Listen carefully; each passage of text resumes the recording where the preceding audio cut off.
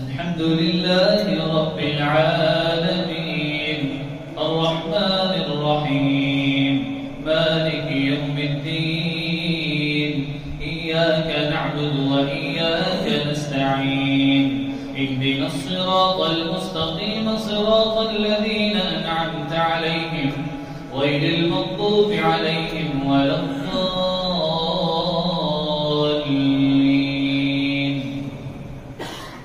الحمد لله الذي أنزل على عبده الكتاب ولم يجعل له عوجا قيما لينذر بأسا شديدا من لدنه ويبشر المؤمنين الذين يعملون الصالحات أن لهم أجرا حسنا ماكثين فيه أبدا وينذر الذين قالوا اتخذ الله ولدا ما لهم به من علم ولا لآبائهم كبرت كلمة تخرج من أفواههم إن يقولون إلا كذبا فلعلك باخع نفسك على آثارهم إن لم يؤمنوا بهذا الحديث أسفا إنا جعلنا ما على الأرض زينة لنا لنبلوهم أيهم أحسن عملا وإنا لجاعلون ما عليها صعيدا جرزا أم حسبت أن أصحاب الكهف والرقيم كانوا من آياتنا عجبا إذ أوى الفتية إلى الكهف فقالوا ربنا آتنا من لدنك رحمة وهيئ لنا من أمرنا رشدا فضربنا على آذانهم في الكهف سنين عددا ثم بعثناهم لنعلم أي الحزبين أحصى لما لبثوا أمدا نحن نقص عليك نبأهم بالحق إنهم فتية آمنوا بربهم وزدناهم هدى وربطنا على قلوبهم إذ قاموا فقالوا ربنا رب السماوات والأرض لن ندعو من دونه إلها لقد قلنا إذا شططا هؤلاء قوم اتخذوا من دونه آلهة لولا يأتون عليهم بسلطان بين فمن أظلم ممن افترى على الله كذبا وإذ اعتزلتموهم وما يعبدون إلا الله فأووا إلى الكهف ينشر لكم ربكم من رحمته ويهيئ لكم من أمركم مرفقا وترى الشمس إذا طلعت تزاور عن كهفهم ذات اليمين وإذا غربت تقرضهم ذات الشمال وهم في فجوة من ذلك من آيات الله من يهد الله فهو المهتد ومن يضلل فلن تجد له وليا مرشدا وتحسبهم أيقاظا وهم رقود ونقلبهم ذات اليمين وذات الشمال وكلبهم باسط ذراعيه بالبصيد لو اطلعت عليهم لوليت منهم فرارا ولملئت منهم رعبا وكذلك بعثناهم ليتساءلوا بينهم قال قائل منهم كم لبثتم قالوا لبثنا يوما أو بعض يوم قالوا ربكم أعلم بما لبثتم فابعثوا وحدكم بورقكم هذه إلى المدينة فلينظر أيها أزكى طعاما فليأتكم برزق منه وليتلطف ولا يشعرن بكم أحدا إنهم إن يظهروا عليكم يرجموكم أو يعيدوكم في ملتهم ولا تفلحوا إذا أبدا وكذلك أعثرنا عليهم ليعلموا أن وعد الله حق وأن الساعة لا ريب فيها إذ يتنازعون بينهم أمرهم فقالوا ابنوا عليهم بنيانا ربهم أعلم بهم قال الذين غلبوا على أمرهم لنتخذن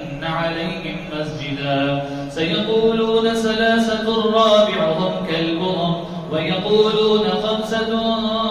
سادسهم كلبهم رجما بالغيب ويقولون سبعة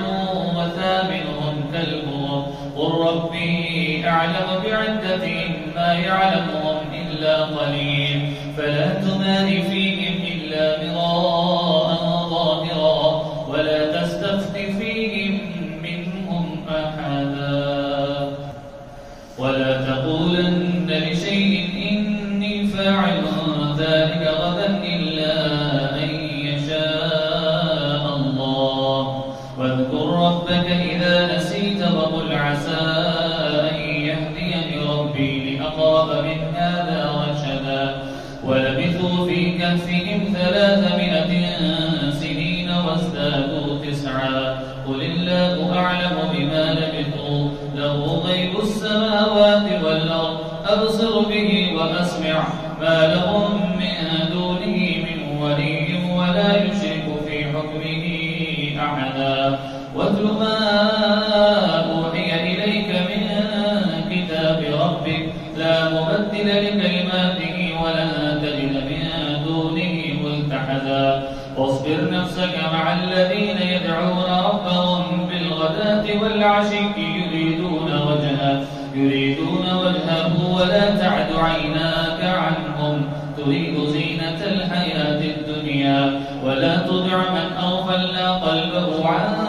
ذكرنا واتبع هواه وكان أمره فرطا وقل الحق من ربكم فمن شاء فليؤمن ومن شاء فليكفر إنا أعتدنا للظالمين نارا أحاط بهم سرادقها وإن يستغيثوا يغاثوا بماء كالمهل يشوي الوجوه بئس الشراب وساءت مرتفقا إن الذين آمنوا وعملوا الصالحات إنا لا نضيع أجر من أحسن عملا أولئك لهم جنات عدن تجري من تحتهم الأنهار يحلون فيها من أساور من ذهب ويلبسون ثيابا خضرا من سندس واستبرق متكئين فيها على الأرائك نعم الثواب وحسنت مرتفقا واضرب لهم مثل الرجلين جعلنا لأحدهما جنتين من أعناب وحففناهما بنخل وجعلنا بينهما زرعا كلتا الجنتين آتت أكلها ولم تظلم منه شيئا وفجرنا خلالهما نهرا وكان له ثمر فقال لصاحبه وهو يحاوره أنا أكثر منك مالا وأعز نفرا ودخل جنته وهو ظالم لنفسه قال ما أظن أن تبيد هذه أبدا وما أظن الساعة قائمة ولئن رددت إلى ربي لأجدن خيرا منها منقلبا قال له صاحبه وهو يحاوره وكفرت بالذي خلقك من تراب ثم من نطفة ثم سواك رجلا لكن هو الله ربي ولا أشرك بربي أحدا ولولا إذ دخلت جنتك قلت ما شاء الله لا قوة إلا بالله إن ترني أنا أقل منك مالا وولدا فعسى ربي أن يؤتيني خيرا من جنتك ويرسل عليها حسبانا من السماء فتصبح سعيدا زلقا أو يصبح ماؤها غورا فلن تستطيع له طلبا وأحيط بثمنه فأصبح يقلب كفيه على ما أنفق فيها وهي خاوية على عروشها ويقول يا ليتني لم أشرك بربي أحدا ولم تكن له فئة ينصرونه من دون الله وما كان منتصرا هنالك الولاية لله الحق هو خير ثوابا وخير عقبا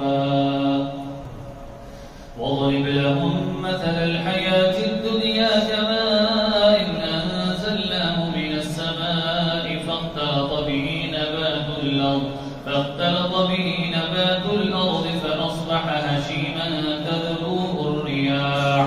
وكان الله على كل شيء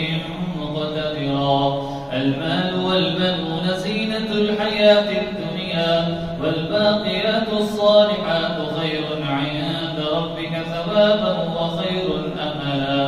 ويوم نسير الجبال وترى الأرض بارزة وحشرناهم فلم نغادر منهم أحدا وعرضوا على ربك صفا لقد جئتمونا فرادا لقد جئتمونا كما خلقناكم أول مرة بل زعمتم أن لن نجعل لكم موعدا. ووضع الكتاب فترى المجرمين مشفقين مما فيه ويقولون يا ويلتنا ما لهذا الكتاب لا يغادر صغيرة ولا كبيرة إلا أحصاها ووجدوا ما عملوا حاضرا ولا يظلم ربك أحدا. وإذ قلنا للملائكة اسجدوا لآدم فسجدوا إلا إبليس كان من الجن ففسق عن أمر ربه أفتتخذونه وذريته أولياء من دوني وهم لكم عدو بئس للظالمين بدلا. ما أشهدتهم خلق السماوات والأرض ولا خلق أنفسهم وما كنت متخذ المضلين عضدا. ويوم يقول نادوا شركائي الذين زعمتم فدعوهم فلم يستجيبوا لهم ورأوا العذاب فلم يستجيبوا لهم وجعلنا بينهم موبقا. ورأى المجرمون النار فظنوا أنهم مواقعوها ولم يجدوا عنها مصرفا. ولقد صرفنا في هذا القرآن للناس من كل مثل وكان الإنسان أكثر شيء جدلا. وما منع الناس أن يؤمنوا إذ جاءهم الهدى ويستغفروا ربهم إلا أن تأتيهم سنة الأولين أو يأتيهم العذاب قبلا. وما نرسل المرسلين إلا مبشرين ومنذرين فمن آمن وأصلح ويجادل الذين كفروا بالباطل ليدحضوا به الحق واتخذوا آياتي وما أنذروا هزوا. ومن أظلم ممن ذكر بآيات ربه فأعرض عنها ونسي ما قدمت يداه إنا جعلنا على قلوبهم أكنة أن يفقهوا وفي آذانهم وقرا وإن تدعوهم إلى الهدى فلن يهتدوا إذا أبدا. وربك الغفور ذو الرحمة لو يؤاخذهم بما كسبوا لعجل لهم العذاب بل لهم موعد لن يجدوا من دونه موئلا. وتلك القرى أهلكناهم لما ظلموا وجعلنا لمهلكهم موعدا. وإذ قال موسى لفتاه لا أبرح حتى أبلغ مجمع البحرين أو أمضي حقبا فلما بلغا مجمع بينهما نسيا حوتهما فاتخذ سبيله في البحر سربا. فلما جاوزا قال لفتاه آتنا غداءنا لقد لقينا من سفرنا هذا نصبا. قال أرأيت إذ أوينا إلى الصخرة فإني نسيت الحوت وما أنسانيه إلا الشيطان أن أذكره واتخذ سبيله في البحر عجبا. قال ذلك ما كنا نبغي فارتدا على آثارهما قصصا فوجدا عبدا من عبادنا آتيناه رحمة من عندنا وعلمناه من لدنا علما. قال له موسى هل أتبعك على أن تعلمني مما علمت رشدا. قال إنك لن تستطيع معي صبرا وكيف تصبر على ما لم تحط به خبرا. قال ستجدني إن شاء الله صابرا ولا أعصي لك أمرا. قال فإن اتبعتني فلا تسألني عن شيء حتى أحدث لك منه ذكرا. ذكرا فانطلقا حتى أحدث لك منه ذكرا فانطلقا حتى إذا ركبا في السفينة خرقها قال أخرقتها لتغرق أهلها لقد جئت شيئا إمرا قال ألم أقل إنك لا تستطيع معي صبرا قال لا تؤاخذني بما نسيت ولا ترهقني من أمري عسرا فانطلقا حتى إذا لقيا غلاما فقتله قال أقتلت نفسا زكية بغير نفس لقد جئت شيئا نكرا